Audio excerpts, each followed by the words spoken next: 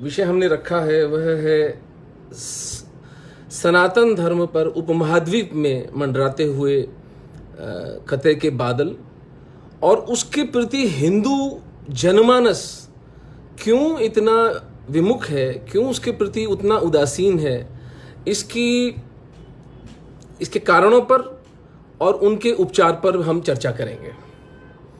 जो बात मैं आपसे करने वाला हूं वह एक एकेडमिक बात अवश्य है कि उसको पूरा विद्या के रूप में, एक सत्य के रूप में, एक शोध के रूप में मैंने जाना है, लेकिन ये जीवन के अंदर मैंने इसको प्रैक्टिस भी किया है और इसको मैंने अपने जीवन के अंदर उसको ढाला भी है और उतारा भी है।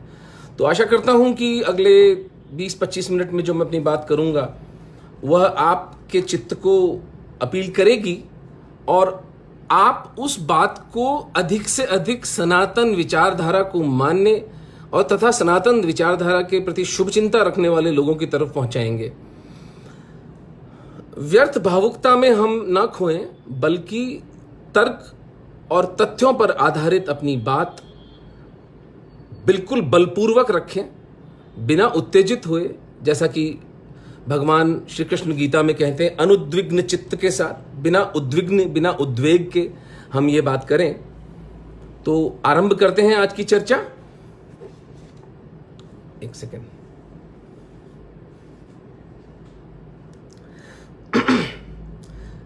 पांच हिस्सों में मैंने पहली बात को बांटा है कि कारण क्या है कि सनातन धर्म पर इतने बड़े संकट हैं और हिंदू जनमानस जो है वो उसके प्रति उसकी कोई चेतना ही नहीं है, उसके प्रति सेंसिटिव ही नहीं है। यूं समझिए कि हमारे मेडिकल साइंस में एक एनेस्थीसिया होता है। एनेस्थीसिया का मतलब कुछ ऐसी दवाइयां, कुछ ऐसी गैसेस पेशेंट को सुंघा दी जाती हैं कि उसकी चेतना समाप्त हो जाती है, उसे दर्द महसूस ही नहीं होता। तो आप उसके शरीर को काटें, उसका गला काट डालें, उसे मार डालें, उसके हृदय का कुछ करें, कोई धमनी काट डालें, कुछ भी उसे पता नहीं चलेगा।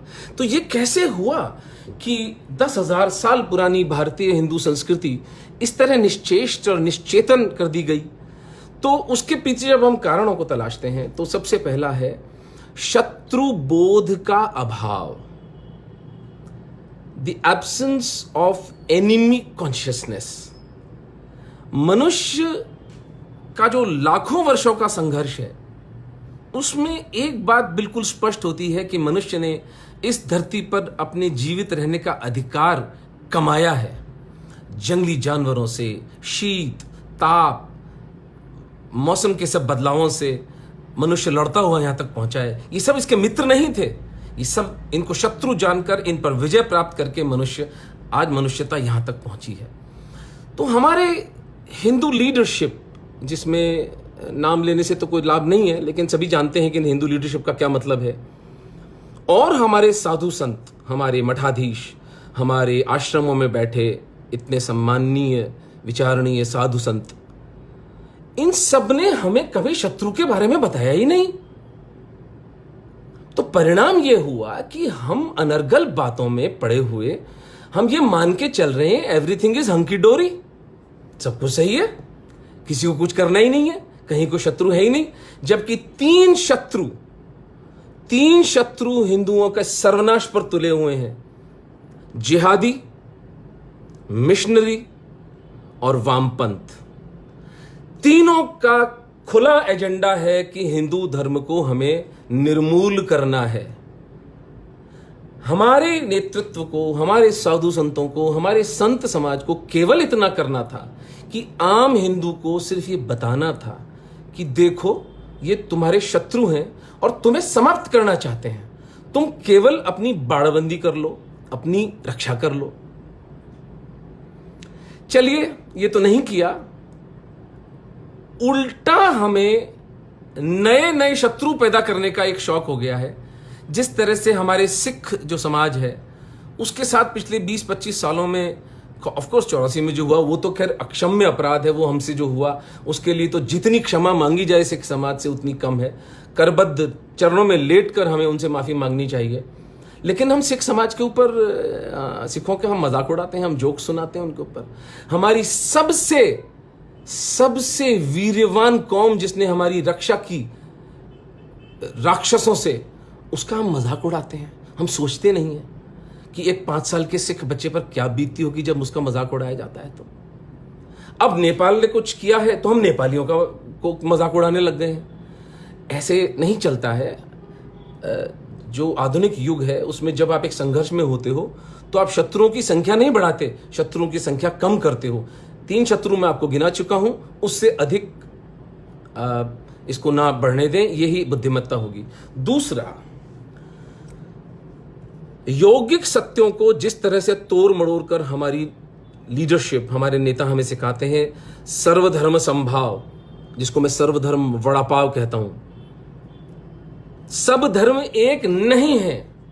ये चैलेंज है मेरा कि आप सबकी जो थियोलॉजी है, यानी जो उनकी किताबें हैं, मूल रूप से जो उनकी किताबें हैं, वहां पर हिंदुओं के लिए क्या शब्दावली, क्या उनके आदेश हैं, वे सार्वजनिक रूप से बोल रहे हैं। आप बोलने में क्यों कतराते हैं? तो सर्वधर्म का वड़ा पाव खाना बंद करें, क्योंकि उस वड़ा पाव में किसी निर्दोष हिंदू बच्ची, किसी निर्दोष हिंदू का रक्त मिला हुआ है। आपके सर्वधर्म वड़ा पाव के चक्कर में कोई निर्दोष बच्ची उठाई जा रही है अपने घर से। एक वसुधैव कुटुंबकम, यानी ये कितना बड़ा झूठ हम एक समाज के रूप में अपने आप से बोलते हैं। सगी छोटी बहन जो बेटी जैसी होती है, जिसके सर पर हम हाथ रखना चाहिए, जिसके शरीर का अंग यदि कभी किडनी फेल होगी तो हम किडनी उससे ले सकेंगे, सगी छोटी बहन पर हम कोर्ट केस करते हैं। एक पड़ोसी जो सतत आपके सुख दुख में आपका साथी होता है, 6 इंच की जमीन के लिए उससे कोर्टों में 20-20, 30-30 साल तक हम लड़ाइयां करते हैं। लेकिन जब कोई जिहादी हमें दिखता है या कोई वास्तविक धर्म का दुश्मन हमें दिखता है तो हम कहते हैं वसुधैव कुटुंबकम, सारी वसुधा ही हमारा कुटुंब है। इसको इन्वर्टेड कॉन्शियसनेस, यानी उल्टी चेतना कहते हैं, कि हम अपने वास्तविक कुटुंब को कुटुंब न मानकर जो हमारे शत्रु हैं उन्हें हम कुटुंब माने बैठे हैं। तो ये झूठ एक समाज के रूप में हमें बोलना बंद करना चाहिए। तीसरी बात, इस बात पर मैं विशेष तौर से युवाओं का ध्यान चाहूंगा। बॉलीवुड और क्रिकेट हमारे हिंदुओं के सबसे बड़े शत्रु हैं। उसका कारण है, बॉलीवुड एक नैरेटिव चलाता है, एक अवचेतन मन में हमारे सबकॉन्शियस माइंड को कंट्रोल करता है और हमें ये भ्रम की भांग पिलाया जाता है, सर्वधर्म संभाव। एक बात पूछता हूं आपसे, सोचिएगा, मनन करिएगा इस पर, कि पिछली बार बॉलीवुड में भजन कब बनाया था? अली मौला, ये वो सब गाने तो बनते रहते हैं, सूफी गानों के माध्यम से हमारी चेतना को भरमाया तो जाता है। हिंदू भजन, एक हिंदू देवी देवता की यशोगान के लिए, उसकी महिमा मंडन के लिए कोई भजन कब बनाया गया था? स्मरण आए तो बताइएगा। हम प्रेम और घृणा भी अब उधार करने लगे हैं। हमारे संतों का, अवतारों का आदेश था कि संसार माया है। तो जब ये जीवित संसार, हम खुद हाड़ मांस के बने हुए माटी के पुतले हैं, हम स्वयं बॉलीवुड के पर्दे पर जाकर झूठ प्रेम, झूठ घृणा और झूठा देश प्रेम नचाकर आते हैं, तो ये हमें सोचना पड़ेगा कि हमारी अवचेतन मन को जो चीज कैप्चर की जा रही है वो हमारे हित में है या नहीं है। 635 लोग इस देश में प्रतिदिन आत्महत्या करते हैं, लेकिन एक लड़का कोई बॉलीवुड का कोई आत्महत्या कर लेता है और यहां बवाल मच जाता है। यहां मध्यम मिडिल क्लास की जो औरतें हैं वो ऐसे मातम मचा रही होती हैं जैसे कोई देश का सैनिक वहां जाकर के किसी को शहीद हुआ हो। ये तो हमें सोचना पड़ेगा कि हमारी चेतना का कित हद तक ह्रास हो चुका है। और क्रिकेट पर क्या कहूँ मैं अपने मित्रों से, क्रिकेट अब क्रिकेट रहा नहीं, एक खेल था। वैसे तो बहुत बोरिंग सा खेल है, 5 दिन तक चलाना, और वो अब उसको 20 ओवर तक भी इन्होंने किया है। लेकिन ज़रा अपना बुद्धि हम काम में लें। लार्जर देन लाइफ इमेज हम क्रिकेट स्टार्स की बना देते हैं। क्या मौलिक कंट्रीब्यूशन है इनका समाज के अंदर? क्रिकेट पे जो अरबों रुपए का सट्टा जाता है वो अंडरवर्ल्ड को जाता है। क्रिकेट पर जो पैसा व्यर्थ बर्बाद किया जाता है वह सनातन धर्म में कितना काम आएगा अगर हम किसी अनाथ आश्रम को या किसी हिंदू धर्म की किसी रक्षा के लिए उस पैसे को लगाएंगे। तो इस पर समाज सोचे कि बॉलीवुड और क्रिकेट हमारे शत्रु हैं और हमें इसका बहिष्कार करना चाहिए। तीसरी बात, चौथी बात, हमारा बिगाड़ किसने किया? जो जो जो हमारी शत्रु बोध की जो समाप्ति हुई, वो संत और हमारे नेतृत्व की तो भूल है ही, लेकिन हमारी शिक्षा प्रणाली जो कहती है कि एक पैराग्राफ में महाराणा प्रताप सिमट जाते हैं और 5 पन्नों का वो अकबर जो कि इस तरह का घटिया आदमी था, वह उसके बारे में महिमा मंडन चलता है। मुगलों का काल, जिनकी सल्तनत 500 किलोमीटर इधर से उधर से ज्यादा नहीं थी, या जो सब दिल्ली सल्तनत थी उसकी 300 किलोमीटर तक कोई सत्ता थी जिसकी, उसका ऐसा महिमा मंडन किया जाता है कि एक नैरेटिव ये चल जाता है कि 1000 साल तक हिंदू गुलाम रहे। अरे भाई, अगर 1000 साल तक हिंदू गुलाम रहे होते तो फिर आज यहां पर हम हिंदू होते कैसे? एक क्षण के लिए हिंदू गुलाम नहीं रहे, लेकिन हमें पढ़ाया ही जा रहा है क्योंकि वामपंथ ने हमारा पूरा एकेडेमिया, हमारी इंटेलिजेंसिया, हमारी यूनिवर्सिटीज, हमारे कॉलेजेस, हमारा पूरा जो शोध है, सारा जो लिटरेचर है, उसको गिरफ्त में लिया हुआ है। तो समय आ गया है कि हम उसको उनसे छुड़ाएं और इस पागलपन से दूर हों। नेहरूवियन सोशलिज्म के साथ ही मीडिया की बात भी कर लेनी चाहिए।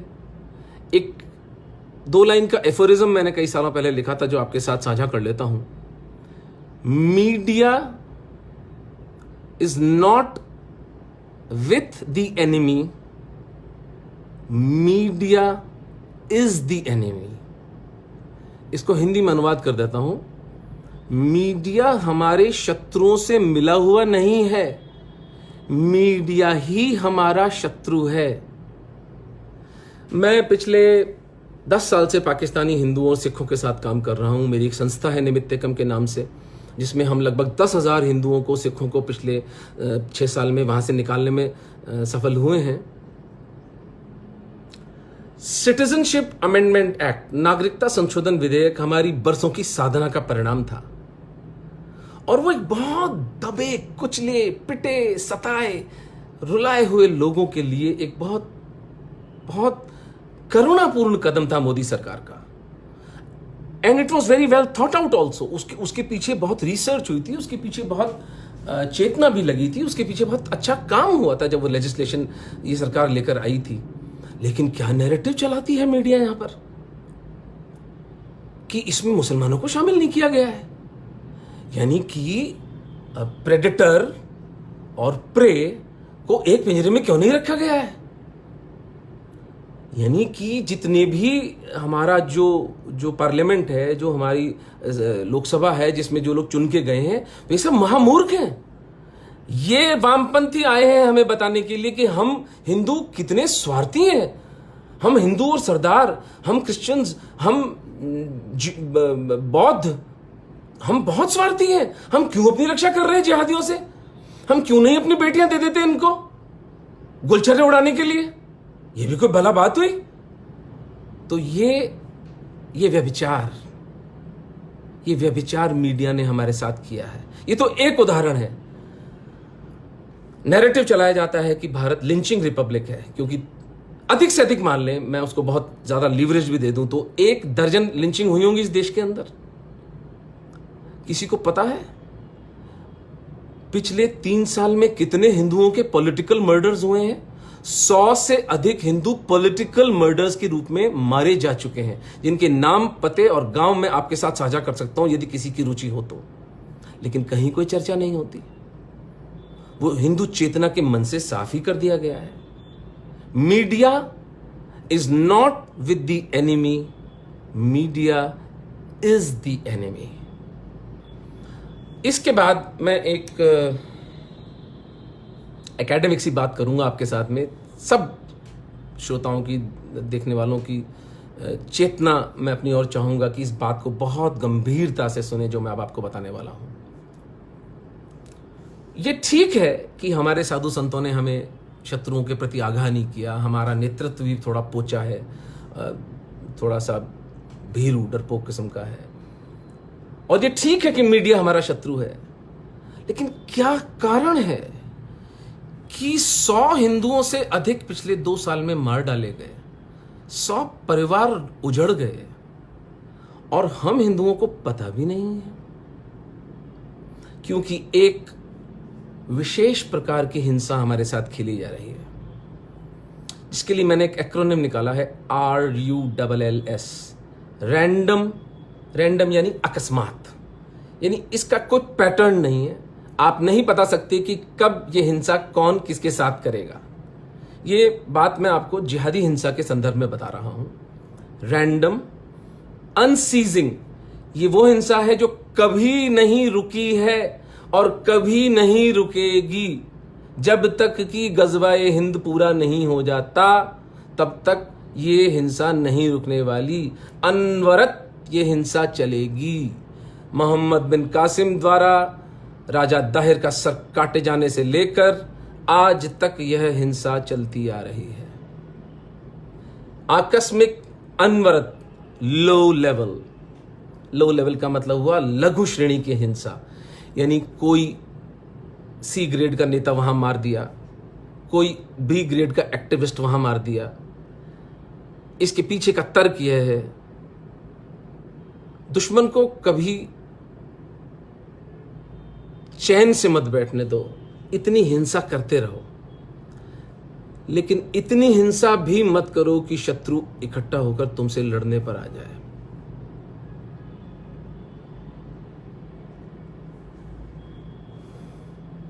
ये वो नियम है जो सबसे घातक है। Random, unceasing, low level, scattered. Scattered का मतलब ये भौगोलिक स्थिति से इसका कोई पता नहीं, कभी सैन बर्नार्डिनो में होती है, कभी शिकागो में होती है, कभी दिल्ली में होती है, कभी जयपुर में होती है। इसका कोई भौगोलिक इसका कोई कंट्रोल नहीं है, कहीं भी हो सकती है। ये कहीं भी हिंसा का तांडव रचा जा सकता है। तो इसके प्रति सावधान रहें।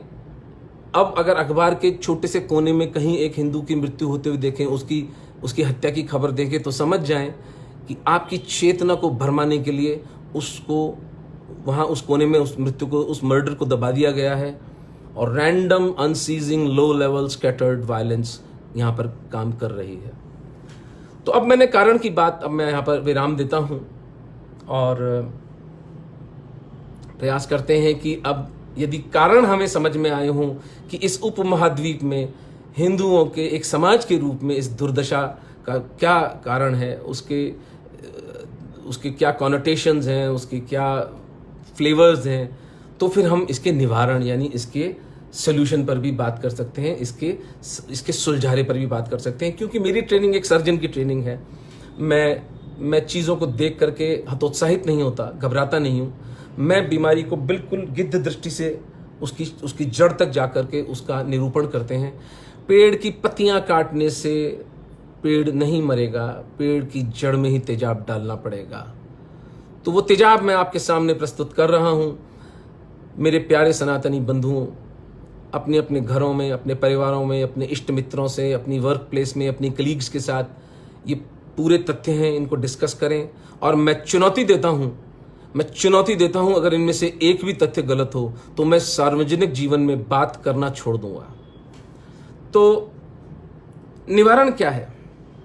सबसे महत्वपूर्ण काम जो हम हिंदुओं को करना है वह है सोशल मीडिया पर हमारी प्रेजेंस।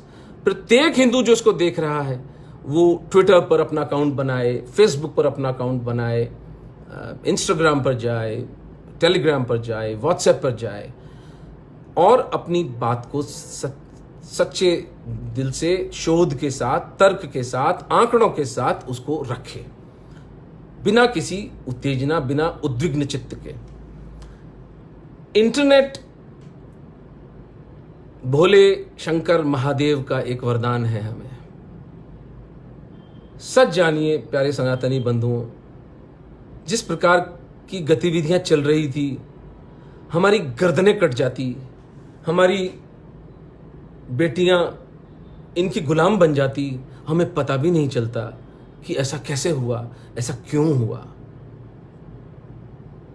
लेकिन इंटरनेट ने इनकी जड़ें हिला के रख दी हैं और इंटरनेट के कारण ये तीनों माफियाज अब नंगे हो जाएंगे और ये अधिक दिन नहीं चल पाएंगे। लेकिन इंटरनेट का सम्यक उपयोग हमें करना आना चाहिए। वही चाकू जिससे किसी की गर्दन भी काटी जा सकती है, वही चाकू जब हम सर्जन्स के हाथ में आता है तो हम बीमारी निकालकर उस व्यक्ति को जीवन दान भी दे देते हैं। तो इंटरनेट का सम्यक उपयोग होना चाहिए और सोशल मीडिया पर हमारी प्रेजेंस होनी चाहिए। दूसरा जो सॉल्यूशंस की अगर हम बात करें तो हम हिंदुओं को पता नहीं क्या हुआ, शायद एक सिविलाइजेशनल थकान कह सकते हैं कि हम 10,000 साल पुराना एक धर्म है और इतनी विराट उसके अंदर धाराएं हैं, इतनी विराट उसके अंदर कर्म योग, ज्ञान योग, भक्ति योग, सांख्य, मीमांसा, बुद्धिज्म, जैनिज्म, सिखिज्म, इतने हमारी उसकी शाखा प्रशाखाएं निकली कि शायद हमारा चित्त थोड़ा सा भ्रमित हो गया और हम जिसे अंग्रेजी में कहते हैं आर्ट ऑफ थिंकिंग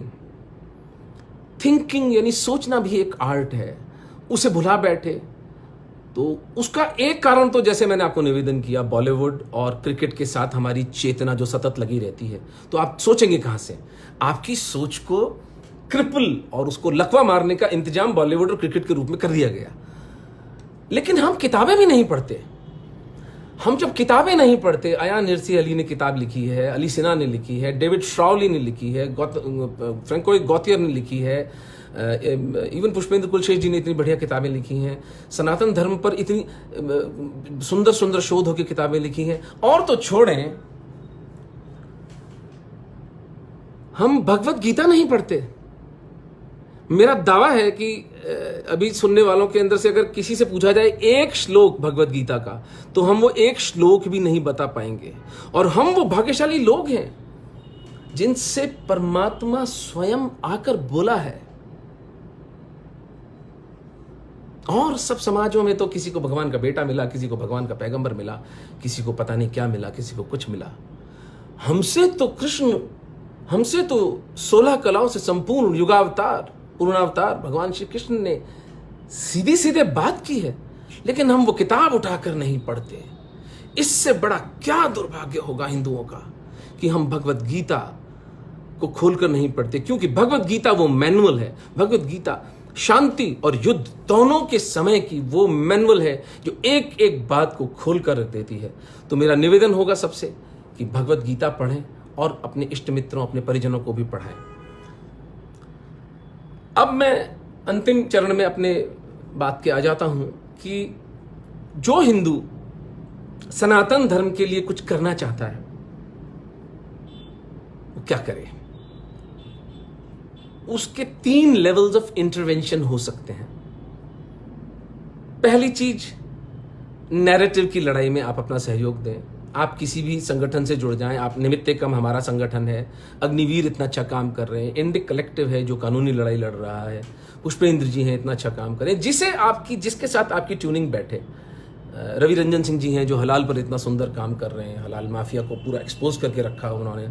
जिसकी जो रुचि हो, जिसका जो सहज झुकाव हो, वो उसके साथ जुड़कर नैरेटिव को चलाने में, यानी जो उसके पीछे शोध है, उसके पीछे जो सत्य है, उसको उघाड़ने की जो प्रक्रिया है उसमें सहायता करे। अंग्रेजी से हिंदी में पोस्ट अनुवाद करे, पोस्ट को हिंदी से अंग्रेजी में अनुवाद करे, प्रादेशिक भाषाओं में तेलुगु, तमिल, मलयालम, कन्नड़, बांग्ला, गुजराती, मराठी सब भाषाओं में अनुवाद करके सनातन धर्म को मानने वालों तक सत्य पहुंचाया जाए। तो नैरेटिव बिल्डिंग एक पहलू है इसका। दूसरा पहलू है ग्राउंड एक्टिविज्म।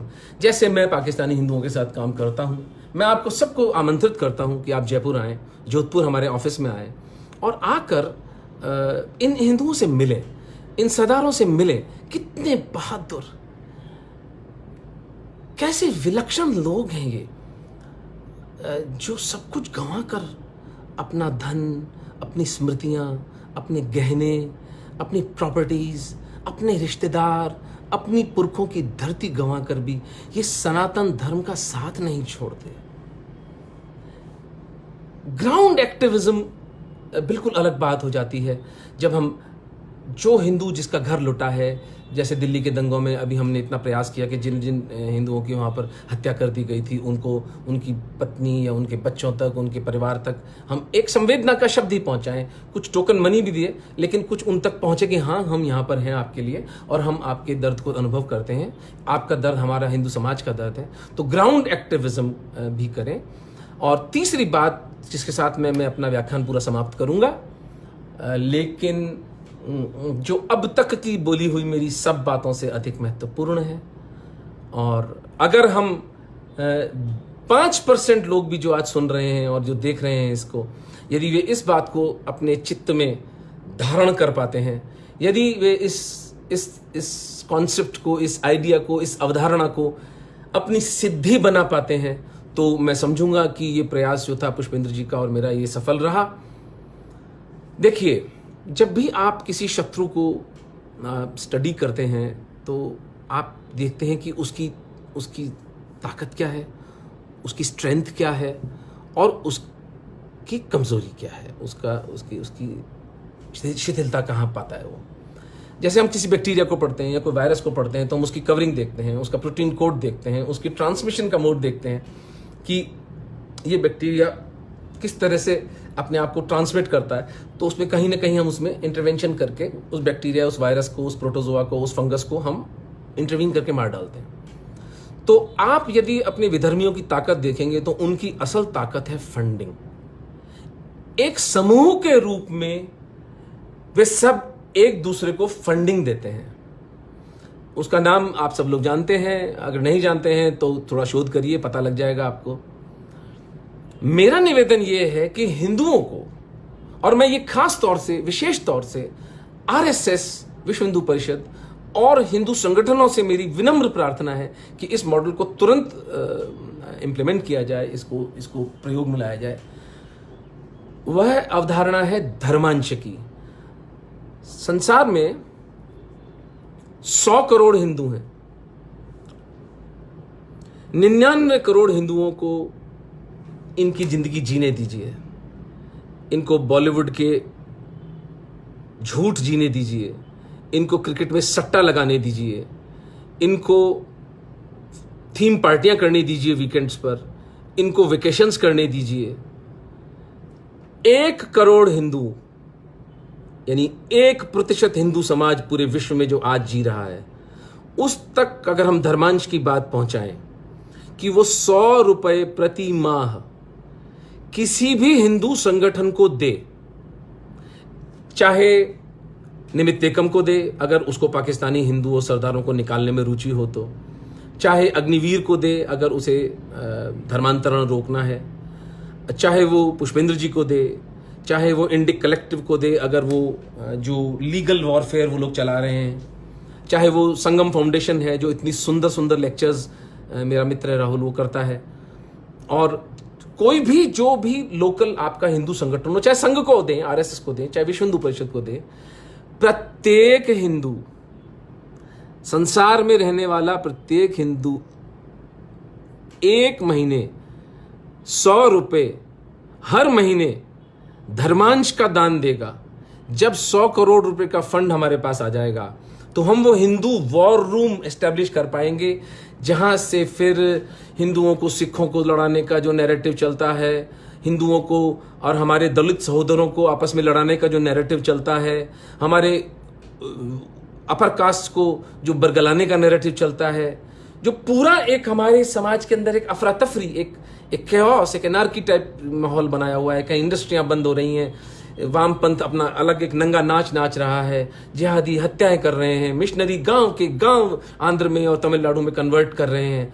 तो इस सब के प्रति जब तक 1% हिंदू समाज, मैं ज्यादा की अपेक्षा नहीं करता, अधिक की अपेक्षा करे बिना निवेदन कर रहा हूं, 1% हिंदू समाज यदि 100 रुपए प्रति माह देगा और 100 करोड़ रुपए का फंड यदि एकत्रित करेगा तो 5 साल के अंदर सनातन धर्म विश्व गुरु बनेगा। ये मेरा वचन है आपको। इस पर आपने सब इतने प्रेम से मेरी बात सुनी, सनातन धर्म के ऊपर मंडराते हुए खतरों के बारे में, उनके कारणों, उनके निवारण पर मैं 2 बातें पुनर्इंगित करना चाहूंगा। सबसे पहले, random, unceasing, low level, scattered violence, अकस्मात, अनवरत, लघु स्तर की व्यापक हिंसा, वो हिंसा है जो हमें मार डाल रही है। चाइना ने अटैक किया, 20 सैनिकों को मार डाला, हमारी आर्मी बदला ले लेगी। लेकिन जो लघु श्रेणी की हिंसा है, एक हिंदू को यहां मार डाला, एक का घर वहां उजाड़ डाला, एक की गुमठी वहां जला दी, एक बच्ची को वहां से उठा लिया, इस लघु हिंसा का उत्तर हमें एक समाज के रूप में ढूंढना होगा, क्योंकि यही हिंसा हमें खत्म कर रही है। ये एक स्लो पॉइजन की तरह है जिसके प्रति हम पूरी तरह से अपनी इम्यूनिटी, अपने शरीर की प्रतिरोधक क्षमता को नहीं जगा पा रहे हैं। और दूसरी अवधारणा है धर्मांश की, जिसके साथ मैं आपको छोड़ता हूं। अब धर्मांश दें, जब तक आप अपने वॉरियर्स को, आप अपने रक्षकों को पैसा नहीं देंगे, जिस तरह परम त्यागी भामाशाह ने हल्दी घाटी के युद्ध के बाद महाराणा प्रताप सिंह जी को अपना पूरा धन दिया था, और महाराणा प्रताप सिंह जी ने हल्दी घाटी के युद्ध की अनिर्णित समाप्ति के बाद बैटल ऑफ दिवेर 7 साल के बाद लड़ा था, और मुगलों को, अकबर की फौज को ठेठ दिल्ली तक भगाया था, और 500 किलोमीटर का मेवाड़ का राज्य पुनर्स्थापित किया था, जिसके कारण आप और मैं आज हिंदू हैं। वो धन की जो महत्ता है, जो हमारे रक्त में है, हम चाणक्य की संतान होकर एक बच्चों का शोषण करने वाले एक माफिया गिरोह से नहीं हार सकते। हम झूठ का प्रसार करने वाले कि मानव जन्म ही पाप है, इस झूठ का प्रचार करने वाले माफियाओं से हम नहीं हारने वाले। वेल्थ क्रिएट करने की जगह वेल्थ डिस्ट्रीब्यूशन यानी धनोपार्जन की जगह धन को बांटने का जो झूठ वामपंथ प्रचार करता है, ऐसे लोगों से चाणक्य की संतानें नहीं हार सकती। इसके लिए बहुत आवश्यक हो जाता है कि आप धर्मांश दें। बिना धर्मांश के हम ये लड़ाई नहीं जीत पाएंगे। 3 अंतिम बात कर दूं, जो मैं बात कर रहा था कि आप अगर समझ में आई हो आप तक बात मेरी, तो अपना नैरेटिव बनने में सहायता करें। अपने रुचि का जो व्यक्ति हो उसके साथ नैरेटिव बनाने में जुड़ें, ग्राउंड पर काम करें और धर्मांश दें। आप सबने इतने प्रेम से मेरी बात सुनी, इसके लिए बहुत धन्यवाद है। मैं क्षमा चाहता हूं अगर मैंने किसी सीमा का उल्लंघन किया हो, किसी को मेरी बात का बुरा लगा हो, तो मैं हाथ जोड़कर क्षमा मांगता हूं। किसी को कोई प्रश्न पूछना हो तो मैं उपस्थित हूं आपके लिए।